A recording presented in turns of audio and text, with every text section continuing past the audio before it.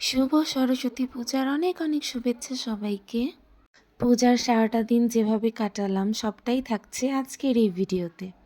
প্রথমে আজকে সকালটা দেখেই আমার মনে হচ্ছিল যে আমি হয়তো সাজেক চলে এসেছি, এত সুন্দর লাগছিল চারদিকটা।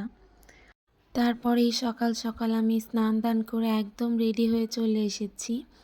আর এই শাড়িটা হচ্ছে আমার হাজবেন্ড আমাকে সরস্বতী পূজা উপলক্ষে দিয়েছে।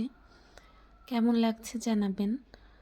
আর এখন হচ্ছে টুকটাক একটু জুয়েলারি পরছি।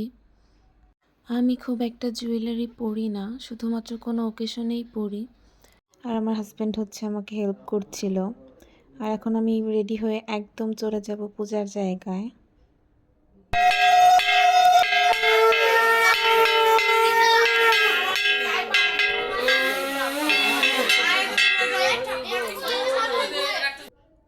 আর আমি যেতে যেতে পুজো শুরু হয়ে গিয়েছিল।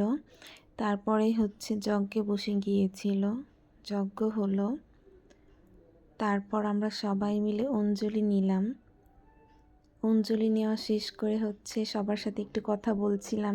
তারপরে এই মিষ্টি বাচ্চাটাকে আমি সবসময় দেখলেই কোলে নিই, ওকে আমার এত ভালো লাগে। তারপরেই তো সবাই মিলে খাওয়া দাওয়া করতে বসে গিয়েছি, ভোগের প্রসাদ খাচ্ছি।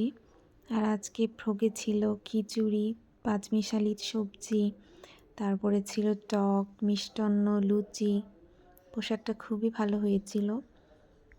বাসায় এসে হচ্ছে আমি আবারও রেডি হওয়ার প্রস্তুতি নিচ্ছি। আর আজকে হচ্ছে এই সুন্দর জামাটা পরবো।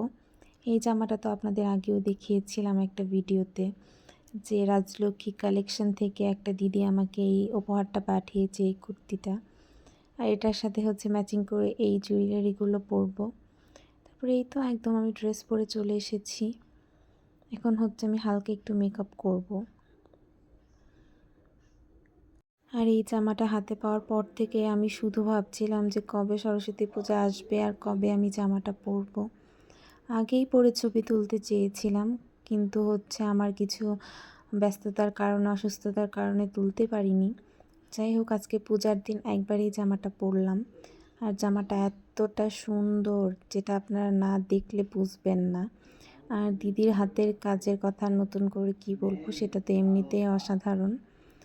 আর ওভারঅল খুবই ভালো লেগেছে জামাটার কাপড়টাও খুবই ভালো। আর আজকে আমি একটু মন খুলে সাজুগুজু করছি। আর হঠাৎ করে একটু মন চাইলো যে একটু মোটা করে কাজল পরি। নট ব্যাড, খারাপ লাগছে না বলেন। এই ছিল আমার ফাইনাল লুক। কেমন লাগছে আমাকে অবশ্যই জানাবেন। এখন আমি জামাইকে অনেক পটিয়ে পাটিয়ে হচ্ছে একটু ছবি তোলানোর জন্য রাজি করিয়েছি। সে এখন বের হয়ে যাবে, তাই বলেছি যে আমাকে একটু ছবি তুলে দিয়ে বের হতে। তারপরেই তো এই ছিল আমার ওভারঅল ফাইনাল লুক। কেমন লাগছে আমাকে অবশ্যই জানাবেন।